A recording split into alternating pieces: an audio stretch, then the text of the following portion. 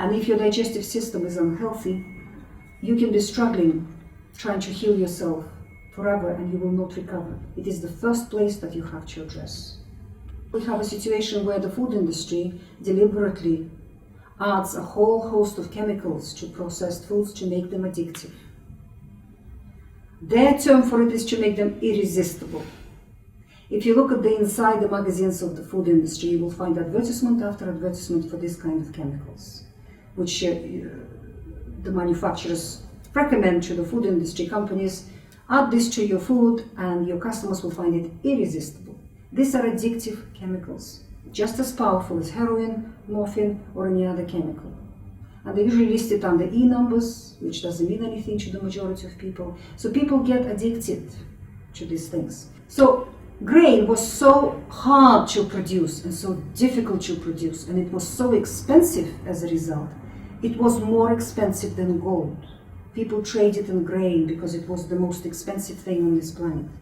And it went into human psyche from generation to generation that bread is the most precious and rare treat that you could have, and the most expensive treat, and only the wealthy can afford it. The poor can't afford it. Now we have a situation where in the 2013, I don't know the statistics for last year, only the Western world produced enough grain to feed 11 billion people. 11 billion. Vegetable oils, from the moment of their existence, when they first appeared on the planet, immediately were researched by scientists quite quickly. So before the Second World War, we had enough science to show that they're poisonous and that nobody should be eating them, that they cause infertility, cancer, heart disease, diabetes, anything, you name it, anything. And yet that information was so effectively hidden. And the manufacture of these oils continued because they're extremely profitable for the food industry. And our powers, our governments and health industry and all the agencies that are giving information to the population are still giving the information to the population that these are things that are healthy and you should replace all other fats in your diet with vegetable oils. But the reality is just the opposite. They're a major cause of chronic illness in the population. When we eat processed carbohydrates, they absorb very quickly. They digest it. They virtually don't need digesting. They've been pre-digested for you in the factory. They absorb like a rush of sugar, and they absorb in the form of glucose, fructose, and other single sugars. So you have a rush of sugar into your bloodstream. Blood sugar level is something that is kept by the body within very tight limits, because too high, too low can kill. There are solid mechanisms in the human body in controlling the blood sugar level. So what happens when you've eaten a piece of modern bread for breakfast or a bowl of your cereal for breakfast? You have this rush of huge amount of glucose dumped into your bloodstream very quickly. Your body goes into a shock state. It gives the pancreas a command to produce uncontrolled amounts of insulin, hormone insulin. That gets pumped into your bloodstream. Sugar cannot leave your blood without insulin. Insulin is the agent, the key that opens the little doors on every cell in your body to push the sugar into the cells, out of the blood, into the cells, into your muscles, into your bones, into your brain, everywhere else. So insulin is that little key. So after you've eaten that sugary breakfast, that breakfast high in carbohydrates, you had very high level of insulin in your blood for a couple of hours until it cleaned your blood up. It brought the blood sugar level to a normal level. After that, it will subside to a normal level.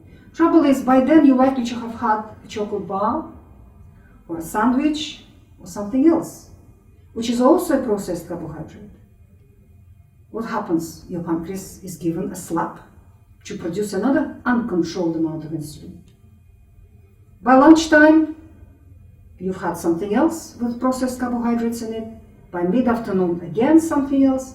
By dinner time, something else. And people do that day after day, week after week, year after year. But eventually, the cells in the body, in the human body, have a limited capacity for how much sugar they can actually allow in. When they're stuffed full of sugar already and insulin keeps pushing more, because the person keeps eating it, and the blood sugar level is dangerously high in a person, what the cells do to protect themselves so they don't die from this sugar onslaught, they destroy the little doors which insulin opens. They become insulin resistant. That's what it's called, insulin resistance. 1 cell, then 2 cells, then 20, then 200, then 2000, and so it continues. And as this continues, what the body does in response, because the person continues eating these things and the blood sugar is still high, more insulin is produced. So you finish up with walking about with too much insulin in your bloodstream all the time.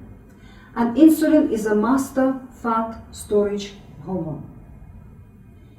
As long as you have high levels of insulin in your bloodstream, you will store everything you eat as fat into your fat tissues. You will store a piece of lettuce as fat. You will store a cucumber as fat. You will store anything as fat. So that's the moment when insulin resistance sets in the body. The person starts putting weight on, starts building the fat tissues. Mother Nature took billions of years to design human body.